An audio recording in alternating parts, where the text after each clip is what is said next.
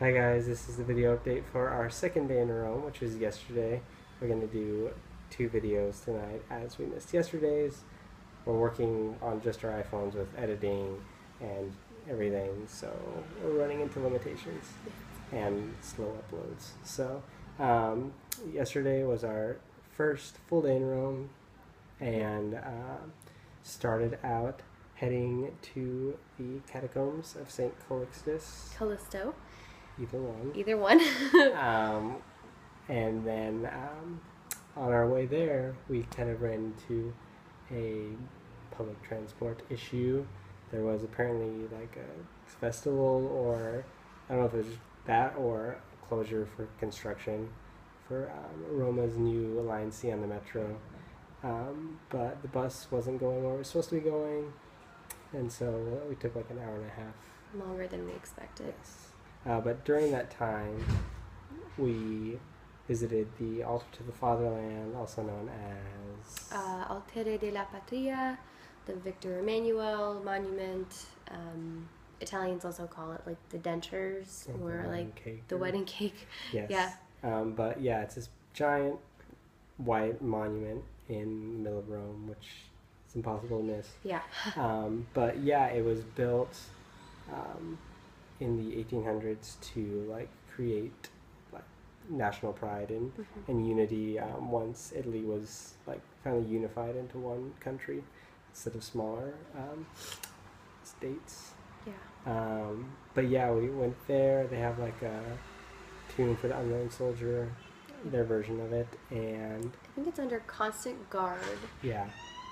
And there's an eternal flame burning. Yeah. But then within the building, which we didn't even know was going to be there, it's like a military history museum, I think. Had all these flags, all these Italian flags from like all these regiments, and like it said like when it was used and by what regiment and stuff. So that was pretty cool. But we couldn't really read any of it. It was all Italian. All in Italian. So I spent a little time in there, and then from there headed to the catacombs like we had planned. But an hour and a half late. Yeah. Before that, we were kind of just walking around near the Piazza Venezia, the Colosseum, the Roman Forum. It's all really, really close together. We went to a tourist information center, which was super helpful, air conditioned also, which is nice. But yeah, so before we went to the catacombs, we had already seen like a ton of stuff. Yeah, kind of on accident, just because everything is so close together. Right. But yes, took the bus out there, and then thought we were going to miss the first round of tours because they do the siesta in the middle of the day, but we ended up catching the very last tour. So we paid €8 each for entry into there, and a guided tour, and which included a guided tour, which was great. It's like a nice break from the heat of the day because you're going like, I don't remember, 30, 40, 50 feet underground, which is like significantly cooler than above ground. Yeah. So that was a really cool place. We chose this one in particular. There's several catacombs in Rome. We chose this one because it's Christian catacombs. Yep. So Christians were buried there as opposed to San Sebastiano, San Sebastian, really close, which is right next to it, which was a pagan necropolis. City of the Dead. Yes. So we chose this one for that reason, and it seemed maybe a little bit less crowded than San Sebastiano would have been. Yeah. But yeah, it was a great guided tour. Tour guide was great. Really, really knowledgeable. She was great at answering questions. She clearly didn't speak English like as her first language, but she did a really, really good job. Being our tour guide, and it was awesome. They have tours in lots of different languages, which all start at the same time. They just sort of like space you out a little bit, and the tour guides do a great job of like kind of knowing where each other are and stuff like on the tour and everything. So it was really not super crowded. We felt like we got to see everything we wanted to see. We weren't like crowded out. We got to ask questions if we wanted to. It was great. Yeah, so we'd recommend doing that tour. Definitely helps to have like know like Bible stories or be a Christian. Like, Right, know your definitely Bible history. adds a lot to like some of the artwork and symbolism that you see The there. frescoes, the wow, we've seen so many of these that I can't remember what they're called. Mosaics. Mosaics, thank you. But yeah, it was great. And then from there we headed towards lunch. Stopped at an awesome place called Bistro Rigatoni. So if you're Random place. Yeah. We have no idea where it was. maybe you could find it, but highly recommend it if you ever happen to be in Rome. Yeah, authentic, delicious. Yes. And then from there, after lunch, we headed to Saint Quattro Coronati, which is a Very church small basilica. Yeah. I don't know. What kind of off the is. beaten track. It was just like on this list of suggested places to go if you don't want to like be in the tourist areas forever, like just on Pinterest, because we did tons of our research through Pinterest before coming on this trip, and it wasn't quite what we expected, but it was still really cool. Yeah, you couldn't really go in. Didn't seem like there was no one there like at all. There was like two nuns talking to some guy. Yeah. And we couldn't go in, and I don't know if you can ever go in, but it was a really cool looking old building. And yeah.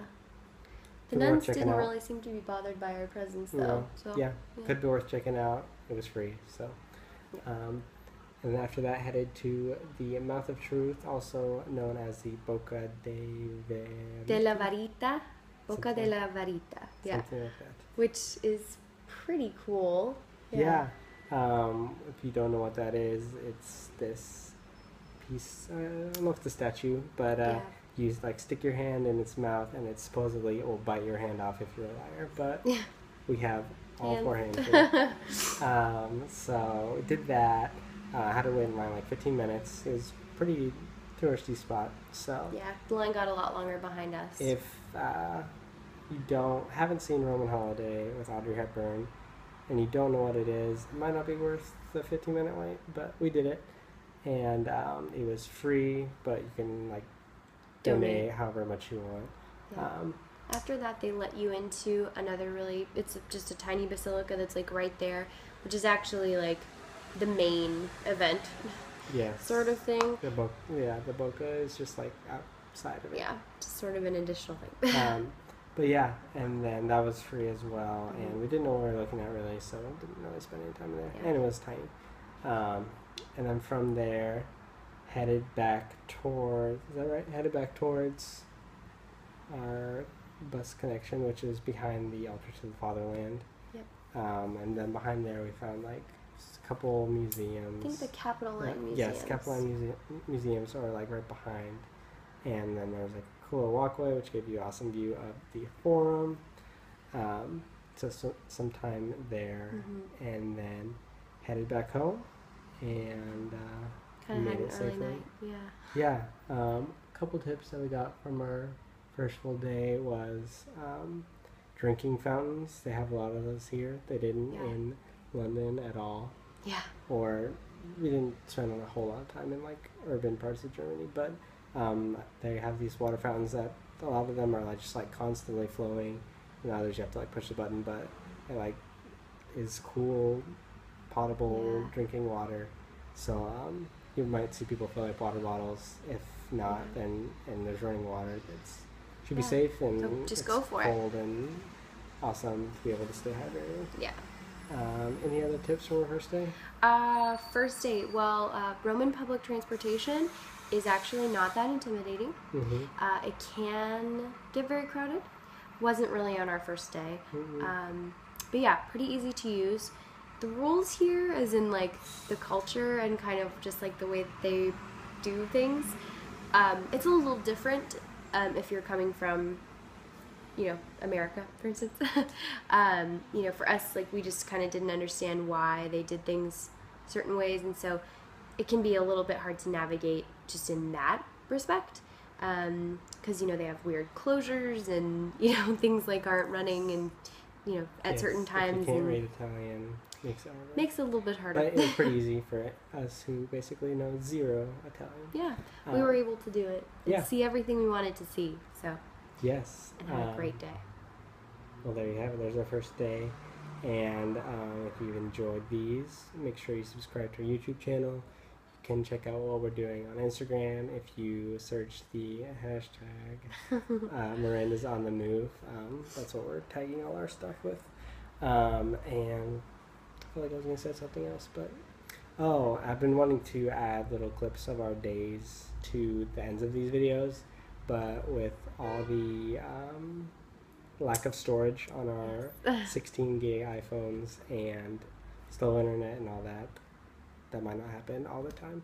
So hopefully the next one will, and if not, I'll definitely be creating some videos once we get home and uploading them so you can check them out at that point, which will be like 5-minute videos of just all the awesome things that we've seen. So yeah, thanks for watching, and we'll see you tomorrow. Yeah.